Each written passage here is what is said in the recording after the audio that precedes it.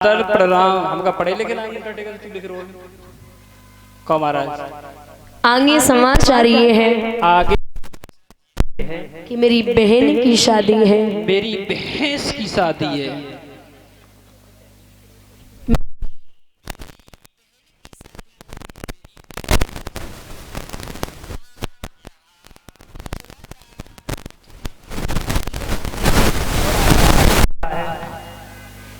जिस सब बैठे इनको सबको पता है कि सबको पूछ ले महाराज। हमारे डर के हमारे बस को हुए मथुरा में यहाँ हाथी घोड़ों को लेके आना या एम्बुलेंस लेके आना।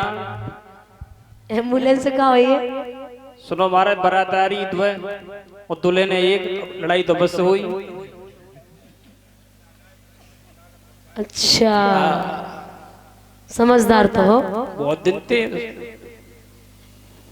यहाँ युद्ध हो सकता है, यहाँ महाभारत भी हो सकता है। बात एक ही है महाराज। नीचे हस्ताक्षर कर दे।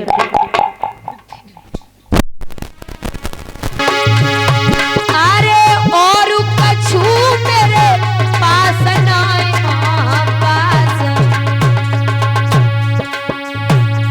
एक बहना दे रहे शरण तुम्हारी।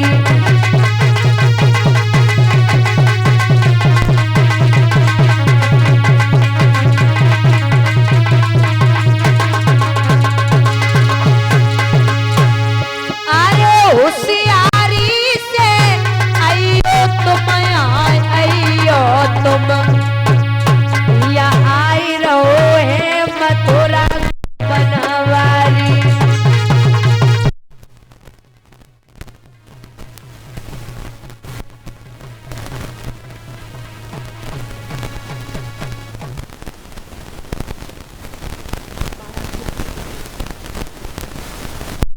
और चिट्ठी नाई और ब्राह्मण को दे दी। ये शिशुपाल जो है ये दो भाई हैं, शिशुपाल और दंतवक्र। इन्हें सप्त ऋषियों ने श्राप दिया था। ये पहले जन्म में जय विजय नाम के द्वारपाल थे, दूसरे जन्म में रावण और कुंभकर्ण, हिरणाक्ष और हिरण्याकश्यप और शिशुपाल और दंतवक्र। दंतवक्र जो था वो बड़ा लड़ाकू था। चिट्ठी पहुंची तो शिशुपाल ने नाई और ब्राह्मण के सिर काट के रख लिए। भाभी से बोलो कि तैयार करो। भाभी बोली लला कहाँ जा रहे हो? बोले हमारे जीजा जी की बहन है जिसका नाम है रुक्मणी, मैं विवाह करूंगा। बोले आपके जीजा जी की बहन रिश्ते में कौन हुई? बोले बहनी हुई। बोले उसने अपनी बहन तुम्हें दी, तुमने अपनी बहन उन्हें दी, वो अपनी बहन तुम्हें दे रहे? बोले हाँ बिल्कुल। जैसे ही वो शिशुपाल चौकी पर खड़ा हुआ, पटे पर खड़ा हुआ, तो महाराज अचानक सामने छींक हो गई। भाभी बोली लला देवर होएगा ब्याह, घरे ही रहो। और माताओं एक बात याद रखना, आप सगुन माने जाते हैं। अगर छींक हो जाए, बिल्ली रास्ता काट जाए और सर्प रास्ता काट जाए, खाली बाल्टी मिल जाए, तब भी लोग कहते कि अब सगुन हो गया। और एक संत कहते हैं कि माताओं की दो चार गलतियां ऐसी होती है, अगर माँ कर दे तो घर में गरीबी आने के 100% चांस रहते हैं। पहली चीज, बुझे हुए चूल्हे पर कभी बर्तन नहीं रखना चाहिए। ये संतों के मत है। बुझे हुए चूल्हे पर कभी बर्तन नहीं रखना चाहिए। और घर में शाम को सोने से पहले एक भी जूठा बर्तन नहीं छोड़ना चाहिए। दीपावली के दिन चाहे कितना भी काम क्यों ना हो, लेकिन घर में लोग जूठे बर्तन नहीं छोड़ते। बोलते गरीबी आएगी और लक्ष्मी भी घर में नहीं आएगी। तीसरी चीज, माताओं को घर में खड़े होकर के बाल नहीं निकालने चाहिए। खड़ी होकर के जो बाल निकालती है, कहती है बहुत बड़ा अपशगुन होता है। चौथी चीज, कभी भी शाम को आटे की रोटियां बनाई या सुबह बनाई और आटा बच गया तो लोग उसे फ्रिज में रख देते, बोले शाम को रोटियां बना लेंगे या सुबह बना लेंगे। संत कहते हैं कि आटा घर में मड़ा हुआ जो सना हुआ होता है उसे रखने से उसकी रोटियां खाना एक मुर्दे के समान होता है। ऐसा हम नहीं कहते, ऐसा विद्वान कहते हैं घर में कभी भी अगर आटा बच जाए तो गाय को डाल दो और पशु है उनको डाल दो, लेकिन घर में रखे हुए आटे की कभी रोटियां नहीं बनानी चाहिए। पांचवी चीज, लोग कहते हैं कि फ्रिज का पानी, लोग जो बड़े लोग होते ना उन्हें फ्रिज का पानी अगर ना दिया जाए तो शायद सांस ही निकल जाए, लेकिन अगर पानी पीना ही है ना तो बाजार से एक मिट्टी का मटका लाइए, उसमें पानी भर के पीजिए। देखा होगा कि आप कुकर में दाल बनाओगे, कुकर में तो उस दाल को सुबह बनाओगे शाम तक बेस्वाद लगने लगती है, अच्छी नहीं लगती। और अगर मिट्टी की हांडी में दाल बनाओगे तो उस दाल को 3 दिन तक कोई भी खा सकता है, खराब नहीं हो सकती।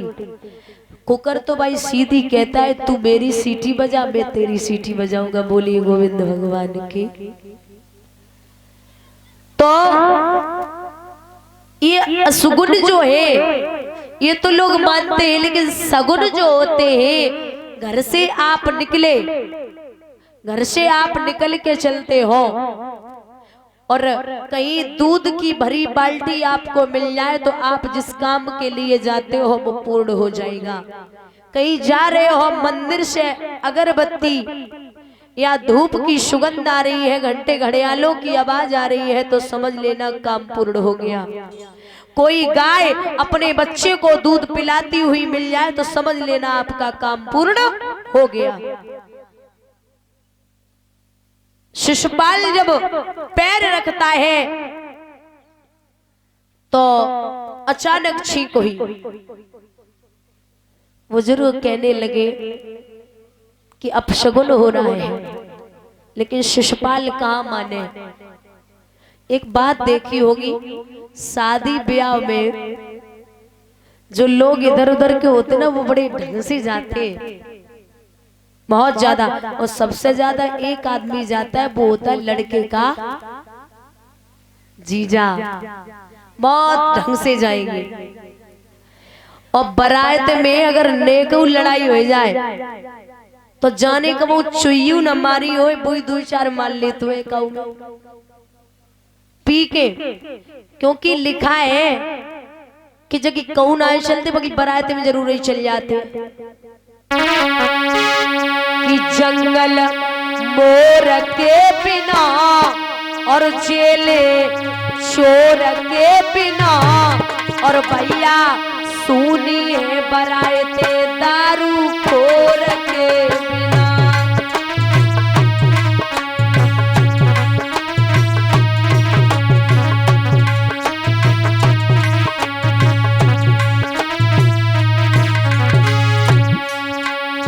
न्याय कोट बिन चुनर गोट बिन दूल्हा कोट बिना, न्याय कोट बिन चुनर गोट बिन दूल्हा कोट बिना। अरे सास बहू के पची न भोजन तम्मा लाई बिना, जंगल मोर के बिना जेले चोर के बिना भैया सुनिए बराते दारू खोर के बिना।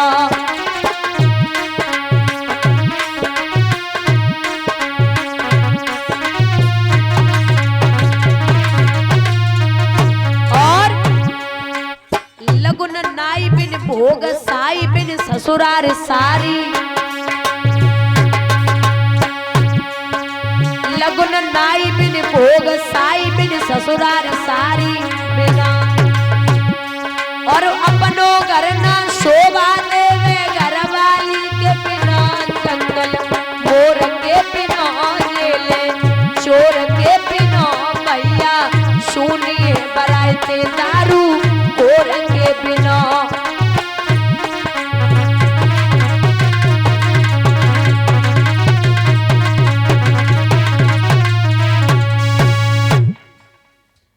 जब शिशुपाल चला अशगुन हुए लेकिन नहीं रुका, बारात लेकर के महाराज कुंदनपुर में पहुंचा और ये 501 रुपए से सम्मानित कर रहे हैं कमलेश यादव भैया भूटा से। 501 रुपए सम्मानित किया है और ये 101 रुपए जगत राम भैया लालपुरा से आए हुए। भगवान से कामना है कि हे गोविंद ऐसे परिवारों में अपनी कृपा दृष्टि बनाए रखना, किसी भी बात की कमी न हो, धन के भंडार गोविंद भरते रहे, यही अभिलाषा और आकांक्षा है। बोली गोविंद भगवान की। इधर रुक्मणी ने सुना कि शिशुपाल आ चुका तो बड़ी बेचैन है, रो रही है, व्याकुल है। लेकिन वहां पर एक सुदेव नाम के ब्राह्मण आ गए। बोले माता भिक्षा देही, अरे कोई है मुझे भिक्षा दे दो। रुक्मणी रो रही थी, वो पात्र लेकर के आई। जब आंसू देखे तो ब्राह्मण ने जवाब दिया, लाडो काहे को रो रही है? काहे ब्राह्मण देवता, मेरा विवाह अगर भगवान के साथ हो जाए तो बहुत अच्छा होगा। मैं चाहती हूं कि मेरा विवाह कृष्ण के साथ में हो, लेकिन भाई है वो अपने साले के साथ में करवाना चाहता है। मैं एक चिट्ठी लिख रही हूं, आप उस चिट्ठी को मेरे कन्हैया तक पहुंचा दो। ब्राह्मण बोले दिमाग तो ठीक है, अरे यहाँ से 750 कोस दोहरे काहे में पैदल नहीं चल पाऊंगा, क्योंकि मैं बहुत बूढ़ा हूं। रुक्मणी जब ज्यादा रोई तो ब्राह्मण बोले लिख दे चिट्ठी, मैं पहुंचा दूंगा। रुक्मणी एक अक्षर लिखती है, मिट जाता, आंसू टपकता फिर मिट जाता। तो दिल पर पत्थर रख करके एक बात लिखी है रुक्मणी ने कि हे मुरली मनोहर, आपका नाम पता नहीं किसने मनमोहन रख दिया। आपके मन में तो तनिक भी मोह नहीं है। और सुनो मुरारी, अरे मनमोहन मनमोहन जो सबको वेद छिपाती में और काना काल की बेजू पाती में रसिया।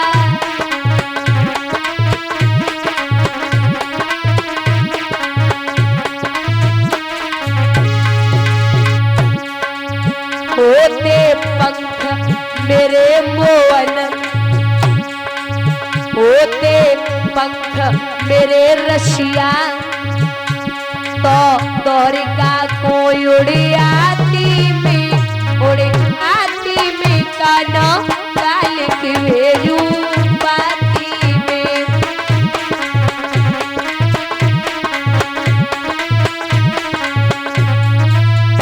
और सौत को बिजा पे रीझिए बके जाएंगे गाल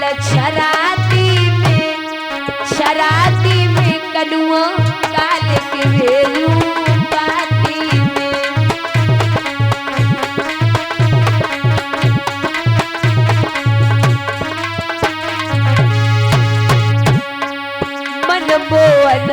मनमोहन जो सबको वेद छिपाती में काना काल के भेलू पाती में।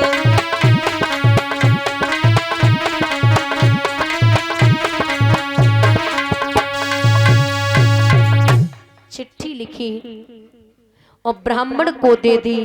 महाराज ब्राह्मण देवता जब उस चिट्ठी को लेकर के चले तो बुढ़ापा है, चला नहीं जा रहा, रास्ते में बैठ गए। और जब रास्ते में बैठे हैं भगवान का ध्यान किया, हे कन्हैया अब चला नहीं जा रहा, आ जाइए।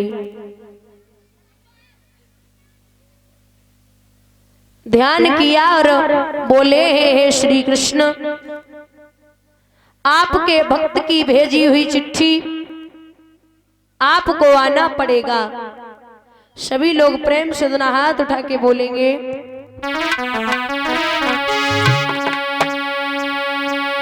मोए भीष्म की लाड़ों ने भेजो है, सुनो सावरिया।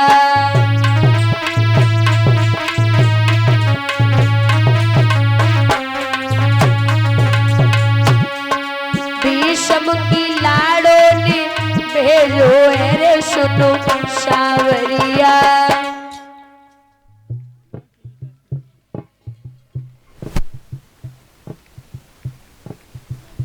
कछु कछु तो लोग ऐसे हमें पता भी कह रहे भैया आनंद लो कथा में ना है। कथा में तो कोई आनंद है ही ना, नींद सी आई रही है। जरा तो ना हाथ ऊपर उठा के इस तरीके से।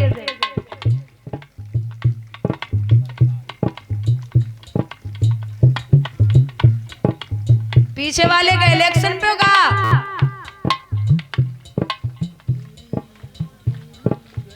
रवि भैया तो ना हाथ उठा के, अरे जेब में हाथ डाले खड़े हो, इस तरीके से नहीं। माता जरा तो ना हाथ उठाना, इन्हें दिखाई दो ऐसे का सीख ले।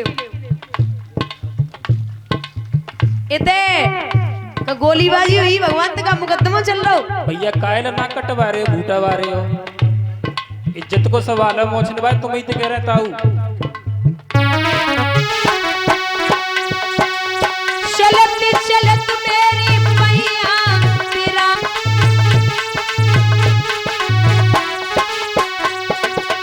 आई गो बुढ़ापा और ढली जवानी। दोनों हाथ उठा के, आखिर में बूढ़ी उमरिया रे, सुनो सावरिया।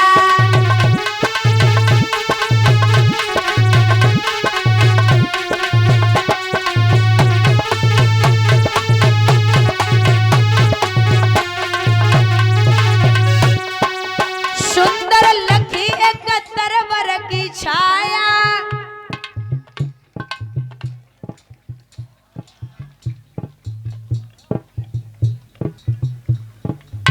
काय को बेइज्जती बता रहे हो।